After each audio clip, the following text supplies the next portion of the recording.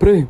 Bakit? Sila Nard, ang daming ininom kagabi. Eh di syempre, Nalasing. nasayahan syempre, nagiinuman, masaya yun. So masaya sila, no? Eh di maya-maya, nagkainitan. Eh di pag nagkainitan, Eh di nag-away. nagsayawan ng mga hindot. Eh di dance-dance yung mga amoy putok. Kaso napikon yung isa, so kumuha ng bote. Pagkakuha ng bote, Pinalo yun. bumili uli ng alak. Tapos si Biboy biglang dumating, may dalang manok, tapos toyo. Alam mo kung ano niluto? Ano? Wala mo, manok Hindi, tsaka ano? toyo eh. Di mo alam? Adobo. Ha? Inihaw, pre. Dinala nga niya rin yung aso niya, kulay brown. Sobrang cute, kulay brown talaga, pre. Alam mo anong pangalan? Brown na brown eh. Alam ko na. Ano, pre? Brownie. Sugar, pre. Di porket brown, brownie na. Grabe ka naman. Naikwento niya nga sa akin, yung kapatid niya, nung bata pa pala, mahilig pala mag-picture-picture yun. Oo, grabe. Ang galing nga mag-picture-picture yun eh. Kaya ngayon, isa na siyang Photographer. tricycle driver, pre.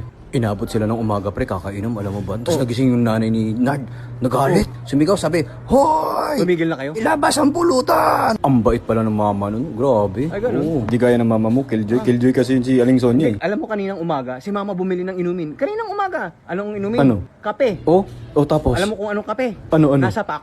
Aray, kumato ko na.